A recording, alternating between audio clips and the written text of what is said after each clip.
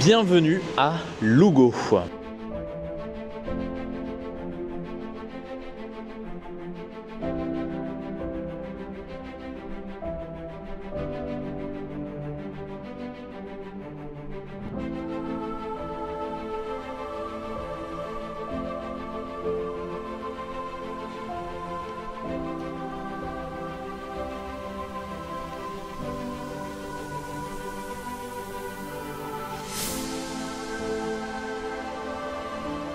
Bon, je suis arrivé à la Plaza do Campo avec une petite fontaine au milieu. Là, on est vraiment dans le cœur historique, juste à côté de cette cathédrale. Donc le quartier un peu, médiéval presque de cette ville. Alors évidemment avec de nouveaux bâtiments, des bâtiments un peu plus récents entre guillemets. Mais en tout cas, voilà, Plaza do Campo et Fonte de San Vicente Ferreira. C'est marqué juste ici, avec un square qui date du 12e, 13e siècle. Et puis on va s'enfoncer un petit peu dans ces rues. Alors il y a beaucoup de bars, beaucoup de restaurants, beaucoup de pubs. Là tout est fermé, il pleut, pas grand monde évidemment dans les rues. Les gens travaillent aussi d'ailleurs. On a une superbe vue là sur l'une des parties de cette cathédrale. Mais bon, nous, on continue de se balader et puis on reviendra peut-être ce soir pour se balader de nuit. Normalement ça va s'arrêter de pleuvoir, donc ça sera un peu plus agréable aussi.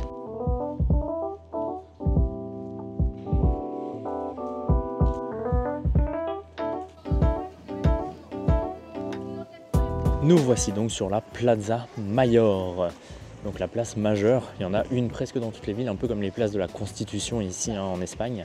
Donc une grande place principale avec des bars, des restaurants sur les côtés. Et puis des beaux monuments. On a la mairie juste en face, on ne la voit pas ici mais on va un peu plus près. On a également quelques églises sur les côtés. Il y a toujours plusieurs églises dans ces villes également en Espagne. Et puis on va découvrir un petit peu tout ça ensemble.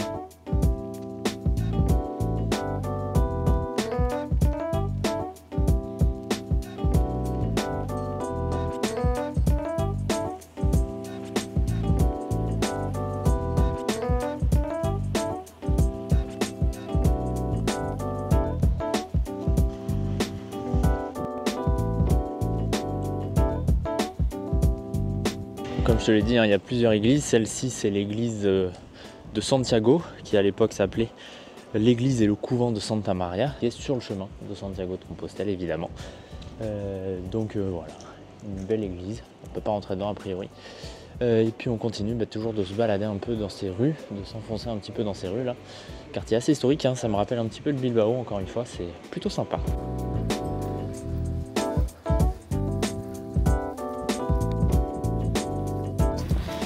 Alors cette fois de l'intérieur, nous sommes au niveau de la porte de San Pedro, ou la porte de Toledana, qui est ici, et nous on est arrivé ici. Pardon, je vous montre. Nous on est arrivé ici, la porte est ici, et on a fait ça. Alors que tout le centre-ville est quand même assez grand. Donc on a encore beaucoup de choses à voir. L'idée c'est de finir tout ça, de revenir au niveau de la cathédrale et ensuite de s'enfoncer dans toute cette zone pour terminer, de continuer ce centre-ville, puisque là on a fait à peine un quart, un cinquième.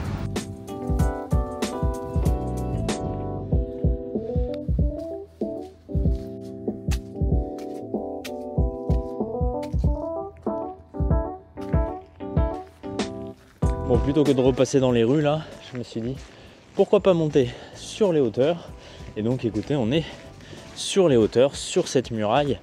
Alors en soi, on n'a pas une vue incroyable puisque toutes les rues et tous les bâtiments autour de ce centre-ville ne sont pas exceptionnels. Par contre, on a les maisons et les immeubles qui sont vraiment adossés à la muraille. La muraille parfois est un mur carrément de leur habitation. Et puis voilà, on a vraiment les maisons juste à côté. Donc nous, l'idée ça va être de repartir vers la cathédrale en passant par les hauteurs sur cette muraille. Et puis ensuite, comme je vous l'ai dit, de continuer cette petite balade.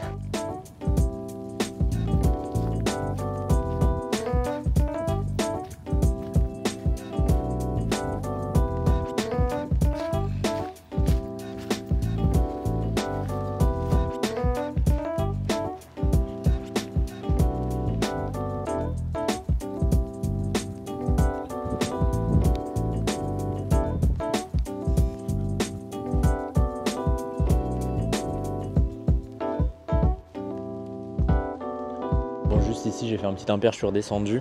On a la fontaine da Porta Mina la Mina Gate Fontaine, juste ici avec 2 anciennes tours a priori et une porte qui est la Porta Mina, la Mina Gate par définition.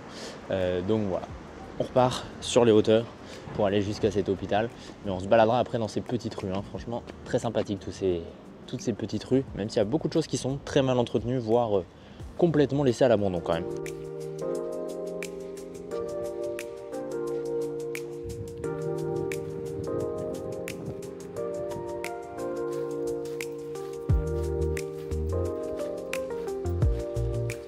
Bon, un petit changement de plan puisqu'il n'y a pas d'escalier en fait à cette porte de l'hôpital, donc on va continuer sur ces remparts, sur les hauteurs tout simplement. Puisqu'on n'a pas le choix, de toute façon on va pas sauter hein, puisque les remparts sont à peu près à 10 mètres de haut je pense. Ici on a Jules César, vous vous souvenez sûrement, puisque quand on a fait le tour il y a quelques dizaines de minutes pour moi mais quelques minutes pour vous, eh bien on l'a vu également, très joli avec cette ombre là, c'est magnifique. Et puis on descendra au prochain escalier tout simplement.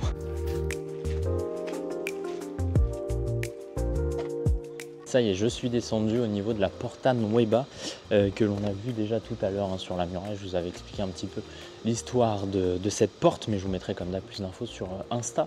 Là, je ne sais pas trop où je vais, mais j'y vais, ça c'est sûr. Donc là, je ne sais absolument pas ce qu'il y a à voir dans ce coin. Donc on va voir un petit peu au fur et à mesure. On va essayer comme d'habitude de se perdre hein, dans les rues de cette ville, de cette vieille ville. C'est comme ça que je visite les villes. Alors forcément, on loupe des choses, mais on en découvre aussi. Et surtout des choses un petit peu plus secrètes. Et c'est ce que j'adore moi dans ces voyages et dans ces découvertes.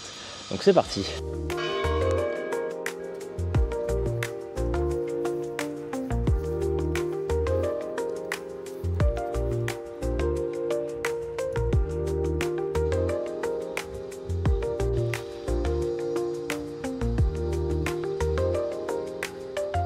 Et juste ici, alors on ne le voit pas puisque évidemment avec les gouttes de pluie, eh bien on ne peut rien voir, mais il y a les ruines d'un ancien aqueduc romain, a priori du 1er siècle, qui faisait plus de 2 km de long. Donc voilà, plutôt intéressant de voir ce genre de ruines, même si là on voit pas grand chose, hein. Si je vous montre, c'est plutôt trouble, mais bon, en tout cas, ils ont essayé de conserver ce qu'ils pouvaient conserver.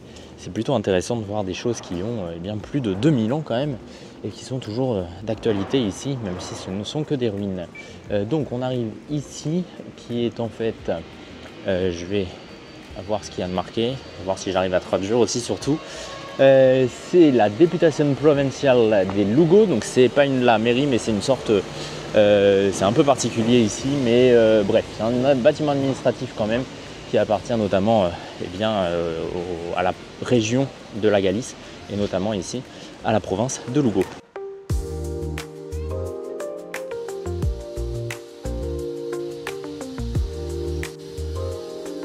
Et il y a un peu des travaux partout ici aussi, hein, comme dans toutes les villes. Mais bon, là on arrive donc au pied de plusieurs bâtiments, a priori religieux, plusieurs églises. Donc on va aller voir ça, j'essaie de ne pas me faire écraser quand même, puisque c'est un peu le bordel avec tous les travaux. On va essayer d'aller explorer tout ça, au moins de trouver quelques informations sur tous ces bâtiments-là. Mais bon, on est dans le centre, il y a toujours de la pluie, toujours du vent, et c'est un peu la galère.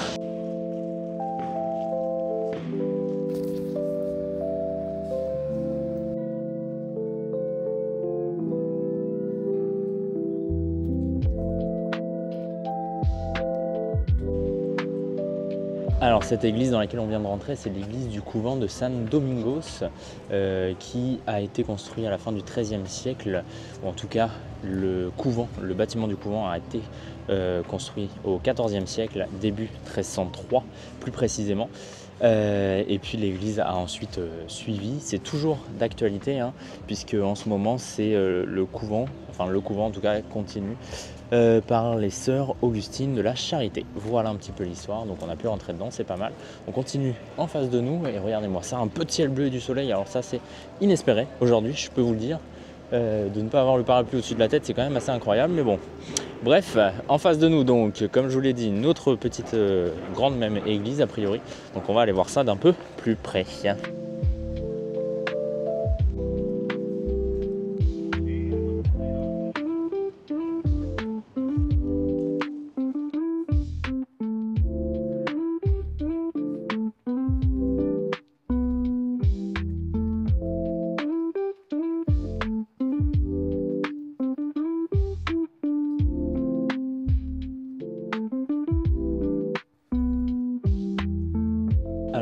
laquelle on vient de rentrer, c'est l'église San Pedro, des San Pedro, qui fait partie du couvent de San Francisco. Et on est sur la Plaza da Suaidad. Ça, c'est un peu pour le topo. Et juste à côté de cette église, il y a le musée provincial de Lugo, avec notamment le reste du couvent. Donc on va y aller, puisque c'est gratuit, on va en profiter.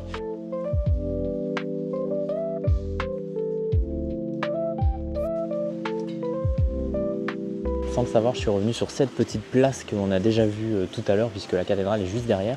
Ça veut dire qu'on n'est pas si mal, qu'on a fait quand même la plupart des choses ici à Lugo. Il nous reste quand même une partie, je crois, dans cette ville que l'on n'a pas du tout faite. Donc on va essayer d'y aller maintenant, tant qu'il fait jour. Et puis je regarderai ensuite ce soir s'il nous reste des choses. Mais bon, je pense qu'on aura quand même fait un bon petit tour. Le centre-ville n'est pas si grand que ça, mais voilà, ça prend quand même une bonne après-midi pour tout faire, en prenant le temps, en profitant, etc. Et puis après, si vous voulez faire tout le reste de Lugo en dehors du centre-ville, ça prendra forcément un peu plus de temps. Moi, pour le coup, je ne vais pas le faire, puisque c'est pas le plus intéressant et j'ai pas le temps sur Lugo. Même si d'habitude je prends le temps, là pour le coup je ne l'ai pas vraiment, je ne vais pas le prendre en tout cas. Mais voilà, en tout cas, le centre-ville, lui, pour le coup, vaut vraiment le coup, avec tous ces vestiges des époques passées, non pas futures, mais des époques passées.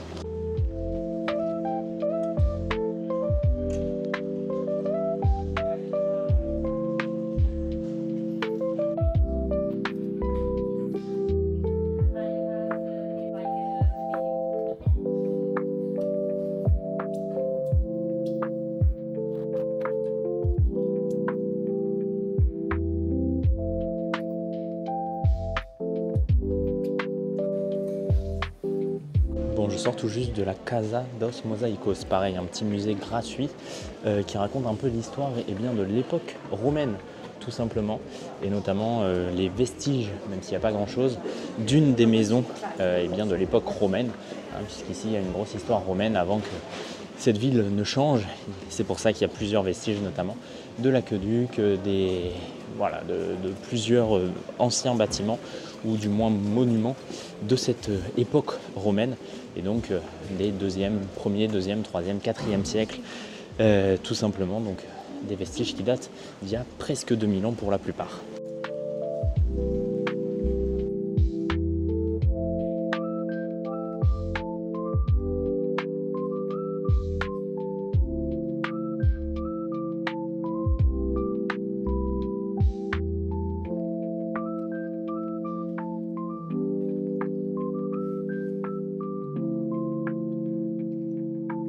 Donc cette église, c'est l'église de Santiago, c'est l'église du couvent de Santa Nova, voilà. Et nous y sommes rentrés, donc la paroisse Santiago a Nova, tout simplement. C'est un peu dommage qu'il n'y ait pas de lumière sur la coupole, mais bon, on arrive quand même à voir des choses avec cette caméra que l'on ne voit presque pas à l'œil nu finalement. Je continue de me balader, maintenant il fait un peu nuit là, donc c'est moins incroyable pour voir des belles choses, ou en tout cas bien les voir. Mais voilà, on va continuer de se balader et puis on va essayer de trouver encore des belles petites choses comme cette statue notamment. Je ne sais pas qui c'est, mais voilà, pourquoi pas. Allez, on continue de se balader et c'est maintenant que tout le monde sort. Évidemment, il est 18 h et il ne pleut plus.